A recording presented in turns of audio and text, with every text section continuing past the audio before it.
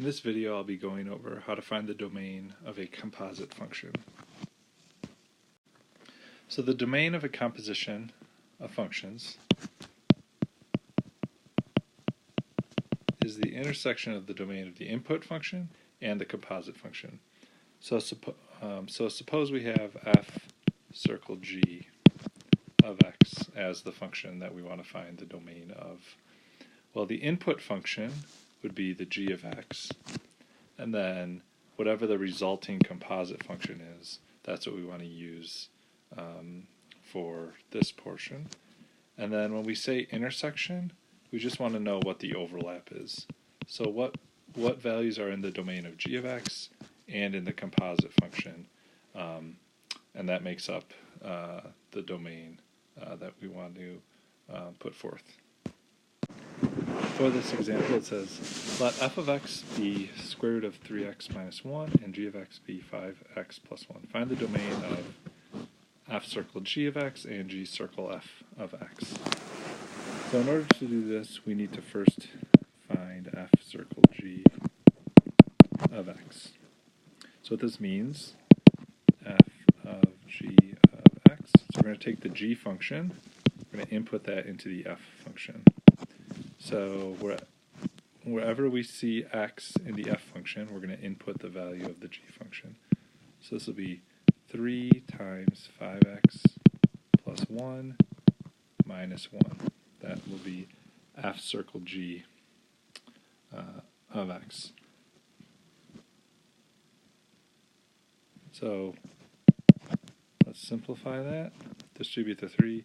15x plus 3 minus 1, we end up with 15x plus 2 as our composition. So to find the domain of the composition, we need to consider the input function here, which is g of x, and then this final composition expression.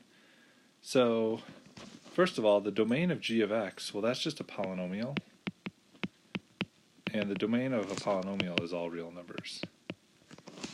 Okay, so the domain of g of x, I'm going to do this on a number line because it's easy for us to see the overlap or the intersection this way. So the domain is everything. Okay, and then let's find the domain of square root of 15x plus 2. So the domain of a radical expression or the radical function, we need the radicand to be greater than or equal to 0. So we say 15x plus 2 greater than or equal to 0, and then we solve this inequality. So x is greater than or equal to negative 2 over 15. Alright, so when we write the domain of f circle g of x, drawing this on the number line, so we're greater than or equal to negative 2/15. So negative 2 over 15, then we'll shade that, and that is a closed circle there. Okay, so when we add these two together, what portion of the lines are both shaded? Well, everything to the right of negative 2/15 in both number lines are shaded. So that is the domain of this composition. So what we'd say is the domain is going to be from negative 2/15 to infinity. Alright, let's look at the other composition. We want to see g circle f of x. So again, what that means is g of f of x. So we're going to take the f function and we're going to input that into the g function. So this will be 5 times square root 3x minus 1, and then plus 1. Alright, so we don't distribute the 5 into the radical, so it's 5 times square root 3x minus 1 plus 1. So we need to find the domain of the input function. In this case, it's f. So we need to find the domain of this. and then we need to find the domain of this resultant. So the domain of f, let's see, kind of running out of room here.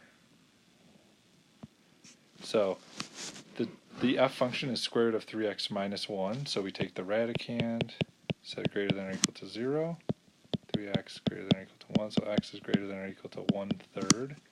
So if we were to graph this, 1/3 would be the cutoff, and we're going to shade to the right.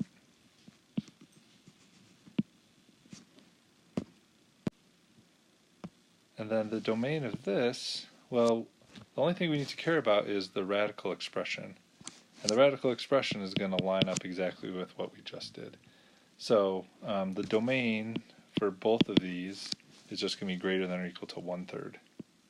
So we'd write it as 1/3 to positive infinity, and that's what we would get. All right, one more example here. Let f of x equal 5 over x minus 1, and g of x equals square root of x plus 2. Find the domain of f circle g and g circle f. Okay, so for f circle g, we're going to take the g function and input that into the f function. So the g function is square root of x plus 2, so I get 5 over square root x plus 2, so that expression is getting input in place of the x in the f function, minus 1. Alright, so we want to find the domain of both this expression and the input function, which is g. Alright, so this one's a little bit more complicated than the previous one. Let me just clean this up. Minus 1. Okay. For the sake of simplicity, I'm going to change the f function and just make this 5 over x. So let's get rid of that negative 1 there. Okay. So we want to find the domain of this expression and then the input function, which is g. So the domain, let's start with the g function. We've done this a few times already. X has to be greater than or equal to negative 2. Okay, anything negative 2 or greater will give a positive radicand. So on the number line, we're going to start at negative 2. We're going to have a closed circle there. We're going to shade to the right. Alright, this expression down here is a little bit more complicated. Well, it's a rational function, which means the denominator cannot be 0, but the denominator is a radical. So instead of saying x plus 2 has to be greater than or equal to 0, we're going to say we don't want to do that because that would allow this denominator, that would allow this denominator to be equal to 0. So instead, we're just going to say x plus 2 can be greater than 0. So in this case, we're going to have x is greater than negative 2.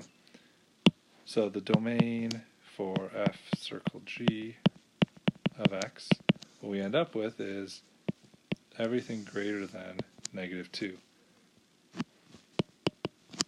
which means we have an open circle here. I'm going to shade. Alright, so when we look at the overlap of these two domains, negative 2 is not filled in both of these number lines, which just means that the domain is going to be from negative 2, but we're not going to include it, up to infinity. Alright, and then let's go the opposite direction. Now we are inputting the f function into the g function, so we're going to say square root of 5 over x plus 2. So let's think about the domain of f first. Well, the f function is just 5 over x, so x cannot be 0 here. So on a number line, we're going to say everything except 0, Let's do a better 0. So it's like we have an open circle here, but everything to the left is shaded, everything to the right is shaded. Alright, now finding the domain of this is going to be a little more challenging, but we can do it. So the domain of G circle F of X. Alright, so let's just think about intuitively. Well, what's under the radical we need to be greater than or equal to 0. So we can start out by saying this greater than or equal to 0. So move the 2 over,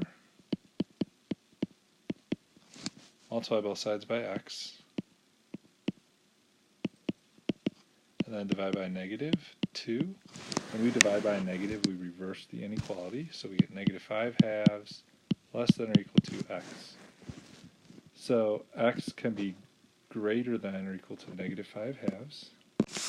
Alright, we are trying this again.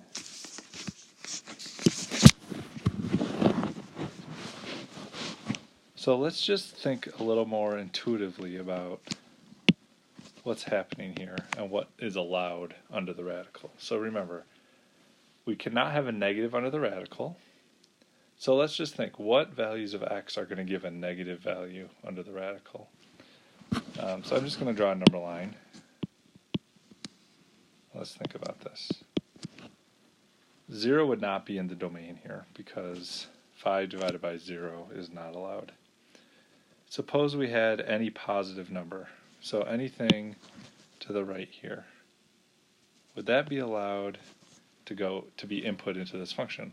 Well, yeah, because 5 divided by 1 is a positive number, plus 2 will be positive.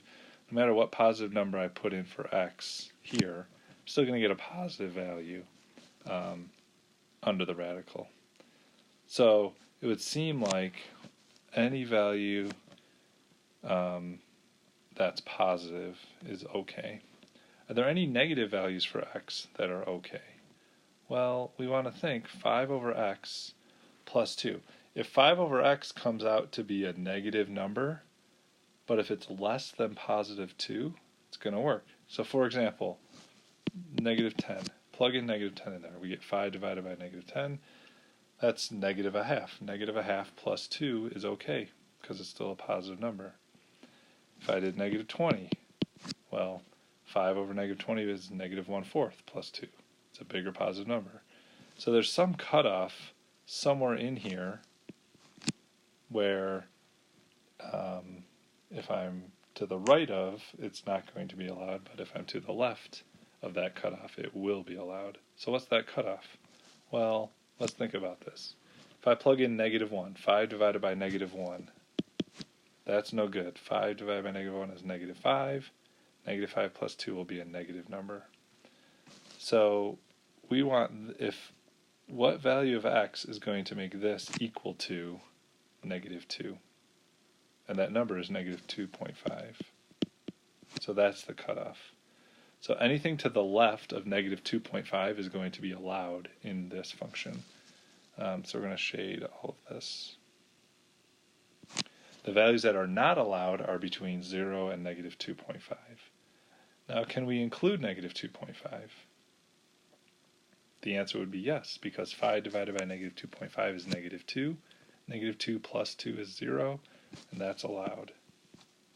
So the domain here for just this portion is negative infinity to negative 2.5, and we're going to include that, then union 0 to infinity. Now, ultimately, we want to know what is the overlap between these two number lines. And the overlap just so happens to be whatever is on this number line, because the second one is more restrictive. And so what we'd say is the domain is just what we wrote here. So negative infinity to negative 2.5. Oops, I need a square bracket. Union 0 to infinity. And that's parenthesis. And that'll do it. So finding the domain of composition functions is a little bit tedious. We need to be extra careful with it. Let me separate what's going on here. But it's just building on all the little pieces, finding the domain of individual functions we know how to do. So we just need to be extra cautious.